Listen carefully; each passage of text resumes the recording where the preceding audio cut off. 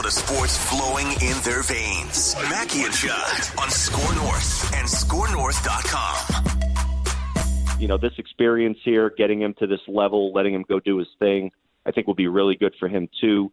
When Carlos comes back, we're not quite sure exactly how we're going to do this. I know Royce has moved around the field a little bit in the past, but we have to make some decisions as far as whether it's best for him to continue playing every day or if we find a way to maneuver him around a little bit, because we still have some other guys coming back as well, and they should be back within the week too. So I think there are a few different directions we could go in, but he's playing real good, and he's making the decision very difficult on us. It was such a tough decision. Such a tough decision that 30 seconds after he raked again against the Oakland Athletics, they said, Royce, why don't you come in the office over here? Why don't you come here for a second? Sit down here. We got your bags already packed. We're going to just put you on a flight. No, not the flight that the team's going to be on the next day, but this other You're going flight to Omaha, where the Saints are. You're going to Omaha. We're going to send you to Omaha, Nebraska. So Royce Lewis, am I right here? This morning at either the Oakland or maybe San Francisco airport, Royce Lewis is literally flying commercial, right? Like he's just like there's no other way to do it. He's just flying. I don't know if they put him first class, but like Royce Lewis is just sitting on a plane with civilians going back to St. Paul. And Jose Miranda is tucked into his bed in probably a very nice San Francisco 5-star hotel, so that he can be with the team today. This is now a team, in my opinion, actively trying to screw things up. I don't know. I feel like, listen, I, for one, would never question the decisions of a Minnesota sports team here. And so you're on an island by yourself. I feel like if you really dig into the deep dive analytics would show you that Royce was getting a little lucky on some of those hits. Okay. Some bloops were falling in. Well, the wind was blowing out. Yeah. I just feel like you need to. And I'm told that for an athlete to make the move, like to play left, takes like 6 years. So like if he's going to start a game sometimes in left at some point in time, like he's going to probably, I would send him to, first of all, the fort. Because, I mean, you just got to hit him fly You start balls. At the lowest level, right? Yeah, you just got to hit him lazy fly balls. So you got to start out in the fort. Chattanooga, are they still with Chattanooga? No. I just like saying Chattanooga. I think they're Pensacola now. Okay. Or Pensacola now. But, I mean, that's going to, I'm not going to have him in Pensacola till April of next season at the earliest. Slow cook it. And then center field actually now takes 14 years to work on. Well, they say 10,000 hours. What's the Malcolm Gladwell book? It takes 10,000 hours to master a craft. Royce Lewis will be back at the age of 36 at this rate, but he'll be great by then. So before we do a full deep dive and autopsy and cut this decision open and dissect it and everything.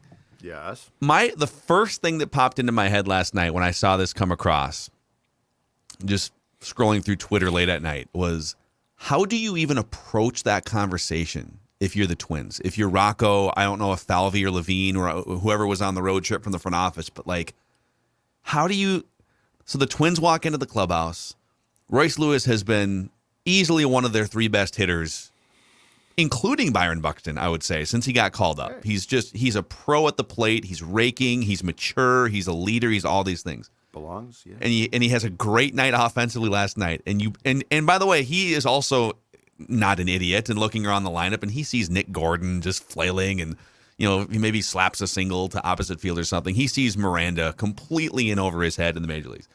Mm-hmm. And you got to bring him in and say, hey, so we got 14 pitchers on the roster, and we got these other slappies at the bottom of the order that have no business in the major leagues, but you're the guy that we're sending back to the minor leagues. Well, how do you even have that conversation? And the conversation somehow went, well, we want you, because Carlos is coming back, we want you to play different positions. And you do have probably more God-given athletic talent than the majority of guys in this room, but we feel that you need to go to St. Paul. You literally need to go across town so that you can work on third base or left field or center field, where, by the way, he played again in the Arizona Fall League in 19. And here's my other question is this one, too. No matter what the Twins might say publicly as players, Carlos Correa defended the Buxton thing, so you guys are all wrong. Okay, of course he did. What's he going to say? These guys are morons. I can't stand this place. But what's the internal feeling when you are sending down a guy, which is like, this is not a debate, which means you are actively sabotaging your team. Like, Royce Lewis is good. He belongs here. Until he goes into a prolonged slump, he belongs here. Yeah, so your lineup, first of all, like, your lineup is half of it's struggling, and he's not, right? So, yeah, you're taking one of your best hitters out of your lineup. But so my question is this. If I am Polanco, so I'm a productive player. I'm good. Hell, if I'm Correa, I want to win. You just made a move that actively says, while, by the way, right or wrong, you're holding Buxton out, which means you need on the days he doesn't play, which are going to be many, you need as many opportunities as possible to put in suitable substitutes for a guy who is, when he's playing, one of the best players in baseball. And you literally just sent a message of, yeah, we don't care about that. If I'm on this team and a veteran, I'm like, screw this. Aren't you? Yeah, well, that's right. I'm trying to unpack this because anytime there's a decision that looks so glaringly dumb on the surface, I try to take a step back and think, okay, well, the first instinct is, well, nobody would make that decision. That's ridiculous. So why is that decision being made? And I've been trying to unpack this since last night, and I think let's just start to go through things. All right. Well, Carlos Correa is coming back, and he's your starting shortstop, and Royce Lewis plays shortstop, and so therefore, you can only put one guy at shortstop. So okay, well, could he play another position?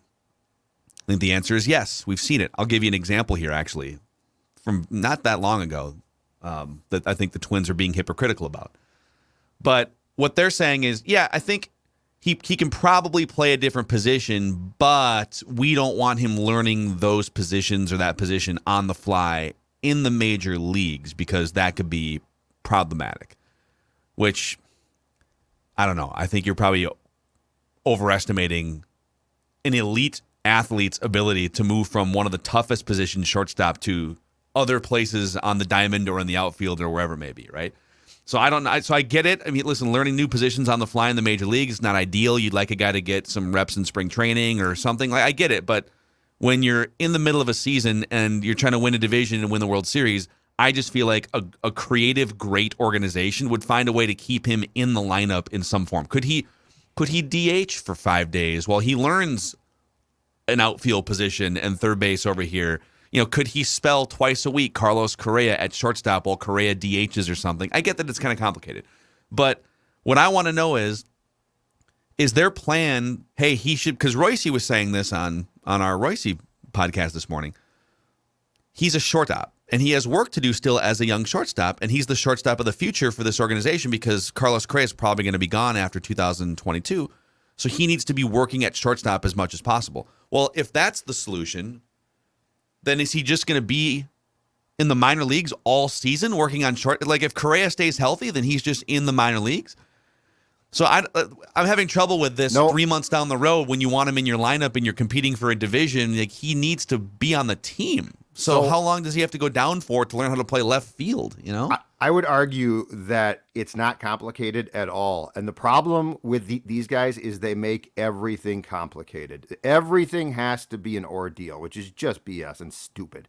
And like, if people want to say, well, I like these guys, so Judge should back off, then you know what? That's great. But I'm not going to back off, and here's why. And this happens to really smart, intelligent people. They tie themselves into knots making decisions that are actually very simple. And I will give you chapter and verse on a Royce Lewis fact that is known, and this is why what they're doing is so asinine. In 2019, when he was drafted in the Arizona Fall League by the team he played for, Royce Lewis, so there was another player, I forget who, a big name, and in that league, they have what they call priority positions, okay? Yeah. So the other guy was the priority position at shortstop. And so they're like, well, we've got this kid. We're not gonna not play him. Let's throw him out in center. By all accounts, he did very well. Why? Because he's a great athlete. Why did we all say, and this is not this is not the current regime. But we all said Sanoa and Wright is stupid because he's not a good athlete. Like, he can hit a lot of home runs, but he's too big and he's not good. And so we all basically said this is going to be a disaster, and then it was. But the fact is that Arizona Fall League experiment and him not being a priority position shortstop gave the Twins all they needed to see. Like, it was done then. Okay, this kid can play. I mean, center field. He can play center field. And again, with Buxton, you are going to, right or wrong, and my biggest complaint will still be that you didn't tell the truth about it, but right or wrong, you're going to sit him a lot, okay? God bless him. Gilberto Celestino is a nice player, and he's done a nicer job, and he really struggled last year, and he's been better this year. All that's great. But if Byron Buxton's going to sit, Royce Lewis has looked like a very suitable replacement for that production. I'm not saying he's as good, but he's looked damn good so far. So literally what you're telling me is that despite the fact that you have evidence that Royce Lewis can play a pretty damn tough position on a moment's notice, you don't trust that now. It's asinine. It's stupid. Like, there's no other way around it. And for people to even think of defending this, which I don't think a lot are, to be clear. I think on this one, we're all on the same page. But this is why when they try to get away with not playing Buxton and think, well, no one's going to ask the question, so we're going to get away with this. It's Scooby-Doo, man. It's Scooby-Doo. You peel the mask off Falvey and say, who's really here? Oh, my God, it is Bill Smith. That's what this is. That's what makes this so maddening. I'm not trying to start a media war here, but I did see Aaron Gleeman from The Athletic tweeted out, hey, Twins are in first place. Pitching staff has the American League's third best ERA. Buxton has an OPS of 1,000 while avoiding the injured list. Royce Lewis is healthy and thriving after 28 months without game action. Yeah. And somehow this might be the angriest Twins Twitter has ever been. Should we... And listen, the reason I'm coming in today less hot than you are, and we'll throw it to season ticket holder Declan here for that really perspective too. But I'm trying to come in here with, okay, there's a lot of decisions that they're making right now that just seem overthought or odd. And I'm almost coming in more curious and wanting to know more. And does Gleeman have a point? I'll throw it to Dex. Does Gleeman have a point that, listen, everyone needs to pump the brakes here. They're in first place. By and large, big picture, everything is going pretty well here. Does he have a point? Yes. They're in first place. They're in 5 games over 500 in the worst GD division in baseball. Okay? The Yankees have a stranglehold in the American League. The Yankees are off to an amazing start, right? They are 27-9 right now. They're in first place. They look like a legitimate World Series contender. The Twins right now have a third baseman who can't play third base. They have a first baseman who can't play first base. They have a left fielder and a sieve there. They have 2 guys in their rotation who can't do absolutely anything. Half of their lineup is just kind of meh right now. And you're telling me that Royce Lewis can't contribute? And oh yeah, the 2 years he didn't play baseball. Okay, awesome that he was able to still use that and now has still be able to be a productive baseball player without playing baseball for the last 2 years. You're telling me you can't have this guy contribute, and we're just supposed to accept the plan. We're supposed to accept that, hey, let's have him go down to AAA, and that 28 games that he's able, 28 at bats he was able to get were great, but hey, he needs more seasoning. Screw that, dude. This dude can play, and this team needs him right now. There's nothing about him going down to AAA that makes any lick of sense to me. He doesn't have a point, and here's why he does not. Again, we are, as we always do in this town, undershooting the goal. Okay? His point is, well, that they were awful last year, and now they're in first place, so this is fantastic. The goal is championships, okay? These guys, this is another, if you were to build a file against Falvey, Levine, and probably to a certain point Baldelli, because you have to build a case before you fire an employee in the business world. The file is built on this. The file is built on 0-5 in playoff games. Why? Because you made some terrible mistakes. You had misguided decisions based on I don't know what. But, I mean, you ran out a guy that drove Uber at Yankee Stadium, and he completely fell apart. I think it was Lyft. I think he was a Lyft driver. Whatever he was. Clarify there. Whatever he was, Twins Twitter, and I think in this case, Twins fans, I don't think this is oftentimes I agree. It's like, well, Twitter's not the fan base, but I think in this case, what they did with Royce Lewis and sending him down speaks for the fan base too, not just Twitter. These guys don't deserve the benefit of the doubt. They don't deserve free passes of, well, I'm sure there's a plan here. They deserve to be questioned. They deserve to, with 22,000 people, biggest crowd since opening day in their stadium in Saturday, they sat Byron Buxton through an opportunity to pitch hit him to potentially hit a home run and win the game. How on earth, like the case file here to fire people is getting so large. That's my thing. Isolated? Okay, I don't like that, but it's isolated. But guys, we could literally go through now probably 10 decisions where it is in some way, shape, or form on the malpractice scale. Yeah, I actually think because this is the most aggressively I have just completely backed off support of a front office and a manager, and it's not like they're making no correct decisions, but when they built that 2019 offense and some of the moves they made leading up to 2019, it's like, wow.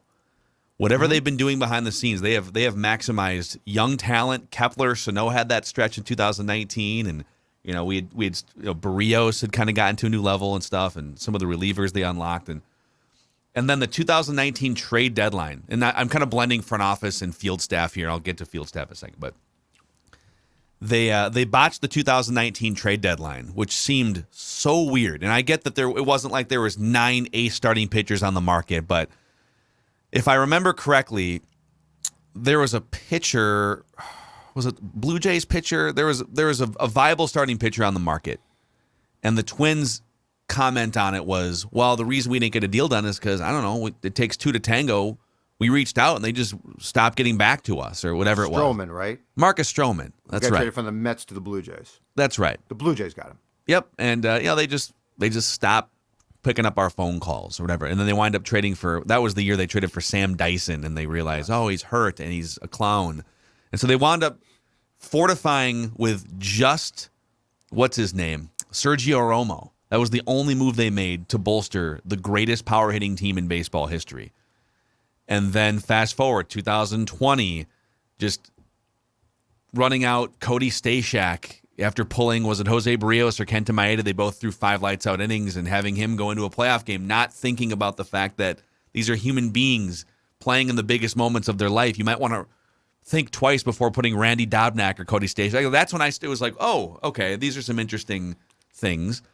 And I feel like you can only count on one hand, maximum, how many times you've said, wow, front office made an amazing decision here that really paid off over the past 2 years. And, I know that Rocco has a winning record as Twins manager, but Judd, you've heard some things behind the scenes too, that it's just, he doesn't have the freedom to paint like a Ron Gardenhire or a Tom Kelly or somebody else that, right. He's not exactly out there painting his own masterpieces on a night-to-night basis. So I agree with you in general. I guess my rambling point is we shouldn't just sit here and say, all right, cool. Yep, totally trust this front office and this field staff to make all the right decisions.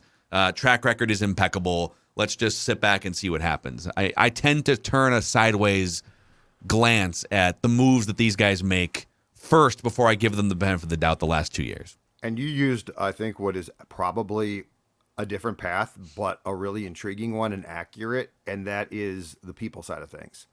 The people side of things, I think these guys are a failure. And I think that's a big deal. Again, to go back to what I said, what's the message in Oakland when you've got this kid who clearly belongs here, is helping you win games?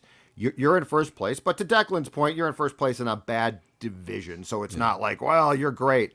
But you know what? You're in first place. And you keep Miranda and you keep Gordon and you send down a player who, again, if I'm a veteran, I'm like, what are we doing here? Like, I already, and I understand Buxton's problems, okay? But if you're a professional athlete and a veteran on this team, you are then saying, we got to do the best we possibly can for our sake when Byron can't play. I don't like the fact he can't play, but let's just say I understand it, okay? But here's what I consider to be the first, true red flag from Falvey especially. And it was probably small in the big picture of things, but it was instructive in the lack of understanding of the fact that you are ultimately managing a roster of people. In Boston, when they basically dumped at the trade deadline, and would that have been 16 or 17? Yeah, somewhere. Okay. 16, I think. Eduardo Escobar. No, 17. It was 17. Escobar, who was absolutely beloved and a very nice player, but just beloved, found out that he had been traded via MLB Network. They didn't get ahead of it. And they just assumed it won't get out. Well, one, that's naive and stupid. So stupid. But two, like, think about this. Eduardo Escobar, a beloved player, like really loved. And they just let him find out. And then they're like, well, we didn't think it would get out. That's lacking people skills. That's lacking. Now, it's what if Sam Dyson gets dealt, who gives a crap? He's a bad guy. Yeah. So, like, these are all things, to go back to your word, Phil, people that. But they are in first place right now. This is the weird paradox that, like, the tone of the discussion, and I'm reflecting on our own show here too. The tone of the discussion is, I mean, Pat literally called them morons on Rap with Royce today, which you guys should definitely go check that 20 minutes of gold out today. And they're sitting here a handful of games over 500. They're in first place. Carlos Correa is coming back. I mean, to Aaron Gleeman's tweet, I'm trying to balance, boy, I don't really love the way that they're doing some of these things with, all right, well, but they're sitting here in first place and on pace to win 90 games or whatever it is. And but they're not. Royce Lewis will probably be back in like 3 weeks. But they're not making championship decisions, and that's all I care about. If you win a crappy division, bravo, that's awesome. Show me more. I want more. I want more, and I want things that make sense. And I want smart decisions. And I don't want the decisions because, well, you don't know where my college degrees are from. I have 8 of them. Well, that's great. But if you lack all common, that's the thing is, and that's where there's a very fine line here too. I would say a lot of the things that they do lack common sense. Royce, this lacks common sense. Well, unless you can show me something that you won't tell me. Which, by the way, if you can, you should show me. Yeah, I want to give you an example of inconsistency from year to year here in just a second. But listen, if you think that this club is making the wrong moves, you can actually put your money where your mouth is. We have found the best, easiest, and perhaps most fun way to get a sweat on games tonight or tomorrow or the full football season coming up in a few months. Underdog Fantasy and UnderdogFantasy.com. So let's talk about the pick'em games for a second. You can pick over-unders on your favorite or least favorite if you want to fade some of these players on their stats. You can win up to 20 times your money on a single night, and Underdog keeps it very simple with their easy-to-use, so easy-to-use, Judd can do it, mobile app. And I have several times. Promo code SCORE, S-K-O-R, and Underdog Fantasy will double your first deposit up to $100 in bonus cash.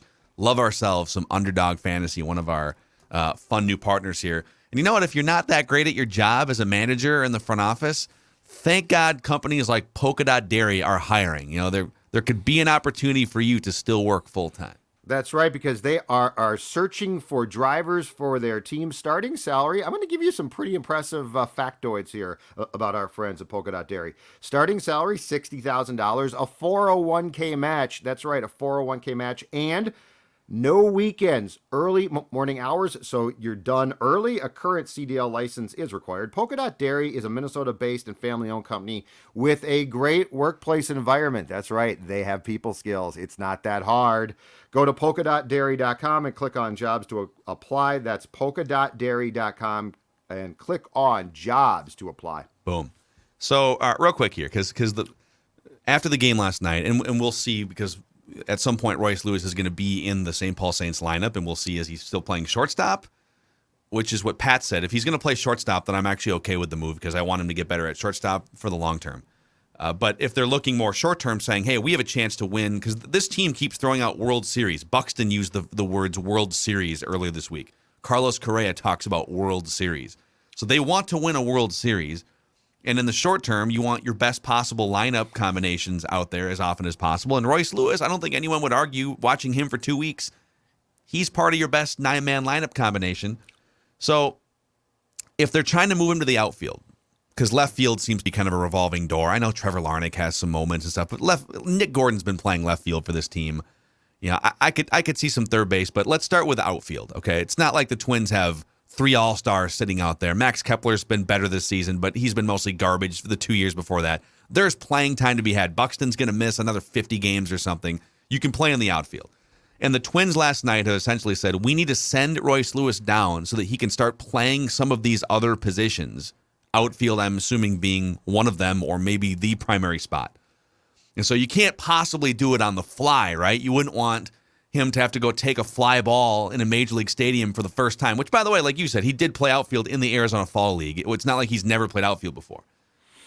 Not that long ago, last June to be precise, June 9th and 10th-ish of 2021, the Twins put Nick Gordon, a former top 5 overall pick and top 100 Baseball America prospect, in the outfield against the New York Yankees at Target Field, where Aaron Judge and Giancarlo Stanton were just peppering the outfield with towering fly balls, with line drives that can, sneak up on you. And when he was asked, when the lineup card came out and his name's on lineup card and he's playing center field, when he was asked by reporters, Nick Gordon, when's the last time you ever played outfield? Because they couldn't find anything on his minor league resume. And Nick Gordon responded, 12 years old. 12 years old was the only time ever in my life I played the outfield. So I hear that and I'm like, wait a second. So you took a guy that hadn't played the outfield Nick Gordon was 25 at the time? 13 years since he was in Little League, basically, 12 years old. And you said, it's not that big of a deal. Let's move you to center field for the first time in your adult life against the New York Yankees, who hit towering fly balls everywhere, Giancarlo Stanton, Aaron Judge. And we'll figure it out on the fly. We'll make it happen. Mm-hmm. Was he an amazing outfielder? No. Is he? Did it work out fine? Yes. And now he's basically an outfielder. He plays more outfield than he plays infield in the major leagues. Now, he's not the caliber of player that Royce Lewis is, even though he was a top 5 overall pick. They kind of whiffed on that. But when I see that a year ago, they just threw him into the fire against the Yankees in center field. They just put him out there for the first time since he was 12 years old. Then why does Royce Lewis have to go down to the minor leagues? Clearly a better hitter than Nick Gordon was, has already played center field in professional baseball games in the Arizona Fall League. It's very odd, inconsistent, and hypocritical to do this with Royce after what you did with Nick Gordon a year ago. Yes, and they're going to say, I believe the retort to that would be, well, he's going to play a lot of shortstop too, and he needs to play there. And look, ideally, yes, but sports is not ideal. Sports is based on what gives you the best chance to win today. And that's where I guess I disagree with Patrick, is Royce Lewis did nothing to show us that he does not give this team a very good chance to win baseball games right now. So if the goal for 2022, and you're right, Phil, it's been stated, is World Series, what gives you the best chance to get there? And by the way, if Lewis does go to St. Paul and plays a bunch of shortstop now, that still does not give you the best chance to win a World Series with him in 22. So what's the goal here? What are you doing here? And I think what drives you crazy is this, though. If the Twins legitimately didn't have a lot of spots, like if Buxton was playing, and, he gets hurt occasionally, but if Buxton was playing and left field was taken, let's say Kirilloff was playing well and his wrist didn't hurt. And now you're like, okay, there aren't a lot of spots here. And Royce could play a little bit of backup, but he's not going to play a ton. I can have that discussion. But we've gone through it. That's not the case. And if you want to win a World Series this season, developing Lewis at shortstop in St. Paul does not give you the best chance to win a World Series. Let me throw one more, and this is probably a lot to unpack. We only have a couple minutes left because we got to get to write that down, predictions. But athletes are so different now than 5, 10, 20, 40 years ago, and that I think they're much more educated on the business. Social media just makes everything more transparent, and you see what happens in other sports and stuff. When you're a young basketball player and you get drafted, you're Anthony Edwards, and now you're into year 2 and whatever. Like, you're 20 years old and you're making millions of dollars and you're playing nationally televised playoff games in a packed arena, and you have arrived. And no one is going to come to you and put you on the bench now or send you to the G League, right? Like, you are just the man. Same in the NFL. Patrick Mahomes, Josh Allen, you arrive as a quarterback, and now it's, all right, here we go. Baseball, it takes longer to arrive because it's just a harder sport. You have to climb up certain ladders. You can't just go from an 18-year-old high school kid to facing Max Scherzer in a major league game. You're going to get smoked. So there is sort of a pumping of the brakes process to get there.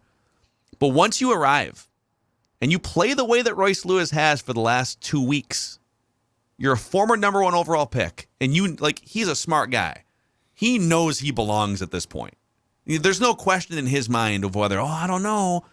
Hey, Rocco. Hey, coach. Hey, front office. What do you think? Do you think I belong? He knows he's one of the best dudes on that field, right? He's got the confidence, everything.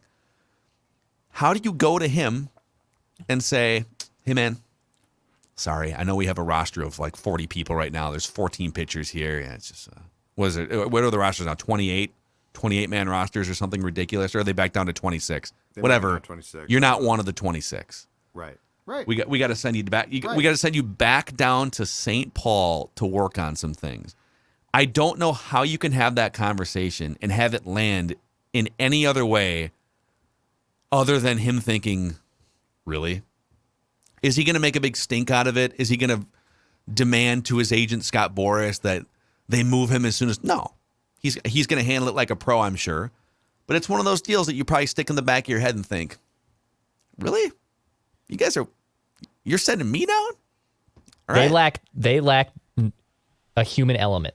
This entire regime down lacks human element. It goes back to acquiring guys like Sam Dyson, not having the fortitude to get a starting pitcher at the deadline. It's taking out Jose Barrios. It's putting in Cody Stashek. It's putting in Randy Dobnak. They look at a spreadsheet and they look at all the analytics and they don't weigh in a human element. And we are getting to a point in sports where analytics are now becoming more available and popular, and that's great. You should always look and use the analytics, but they don't have a human element to their game. And for them to send down Royce, that is not that it goes beyond a human element. That it is something greater than just that. And this regime, and Rocco being honestly the puppeteer of this, is what frustrates me the most, because it's all numbers and analytics, and there's not that human element to it, and it bugs the crap out of me. I don't think Rocco is the one that made this decision. I think no, he's not. Just to be clear, this is a front office decision, right? This is not Rocco wants the best players. So is Buck.